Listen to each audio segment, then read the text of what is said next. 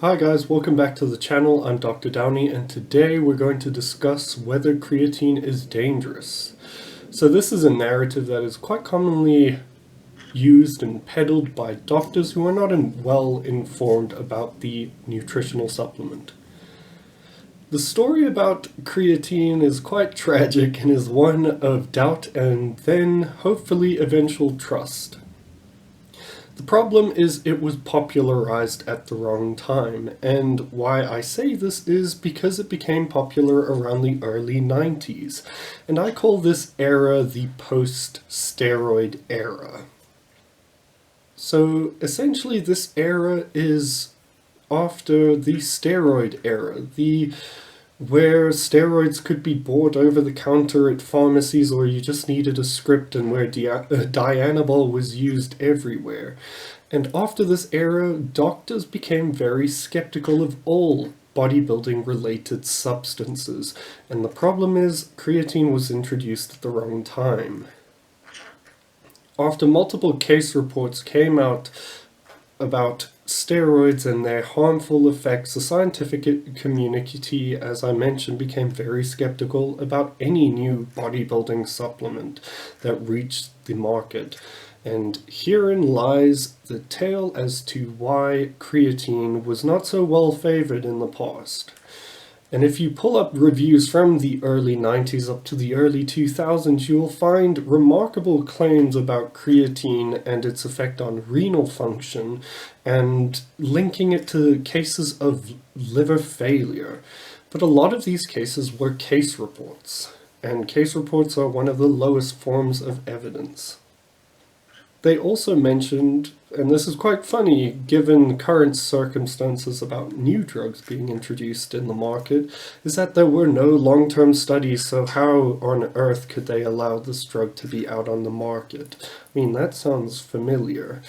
So this is why most doctors today are not in favor of steroids, as most of the ones you would encounter would have studied around this period, and thus would have an unfavorable opinion to steroids.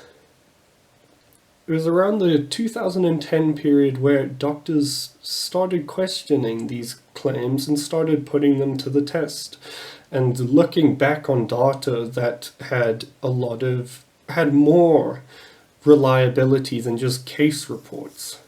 So let's fast forward to 2017, where one of my favorite literature reviews was released on creatine. And let's look at what they said about the safety of creatine.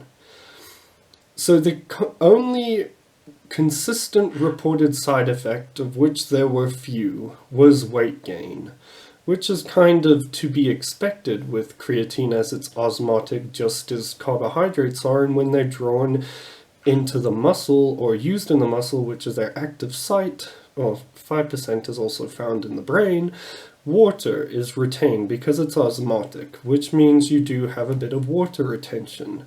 But for some that might be favorable, especially for bodybuilders. There are also multiple studies in the past few years that have been done on infants and elderly patients, and some of the studies have lasted up to 5 years in duration, ranging from 3 grams of creatine a day up to 30 grams of creatine a day, with no reported side effects. But what about the side effects with the kidneys?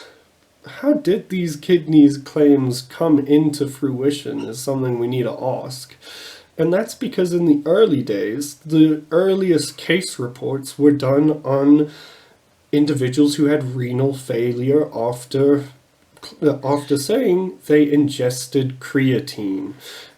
But the problem was none of these case reports had any correction for confounding variables, such as, they may have been taking steroids that may have pushed them into renal failure. That was not disclosed.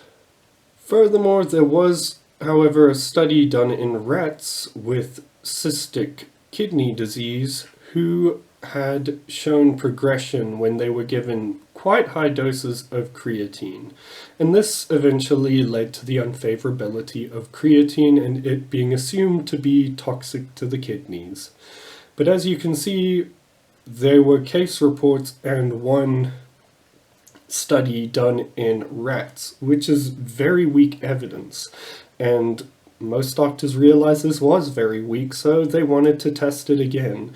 And so they tested it again in rats with normal renal function up to extreme doses, and they found there was no effect on glomerular filtration rate and plasma flow, unlike that was reported in the previous rat study.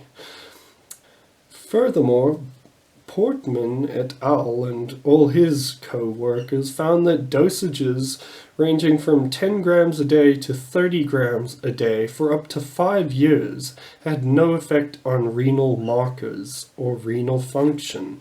This was based on ultrasound as well as blood work and in contrast studies. But these were just the normal untrained individuals. How about athletes? Athletes are under more stress, so maybe creatine worsens their renal function.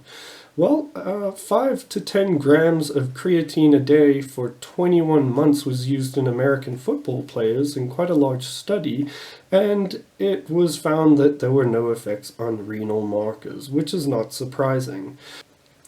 In fact, creatine used in elderly patients with declining renal function showed to have improved homocysteine levels as well as improvement in their patient outcomes, their primary outcomes, such as functionality and swelling. Therefore, it seems creatine is safe in healthy, trained and untrained individuals regardless of age. And actually, this doctor called Wallyman and his co-workers made the claim that everyone should be taking creatine at 3 grams a day. And I'll get into this in another video, but it has beneficial effects that extend beyond just athleticism. But what about children, teenagers, and infants? Are they allowed to take creatine? Well, most labels do say it shouldn't be used in anyone younger than the age of 18, but this is more of a protective measure against the company because they assume they don't want to take any responsibility for children, which is understandable, but they're clearly not looking at the sciences. A lot of papers have been done in children, and healthy children as well as unhealthy children, the unhealthy children being those with these inborn deficiencies of creatine transporters and things like that. And high doses were used in infants as well as children and teenagers with no deleterious effects. The International Society of Sports Nutrition actually have a stance on creatine, and they say that there is no reason someone should not be allowed to use creatine. Even children under the age of 18, creatine use in them should be safe.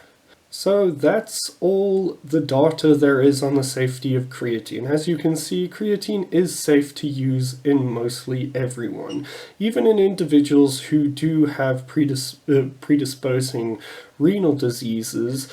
Whilst the evidence isn't as high quality as other papers, it still suggests that creatine is safe to be used in them.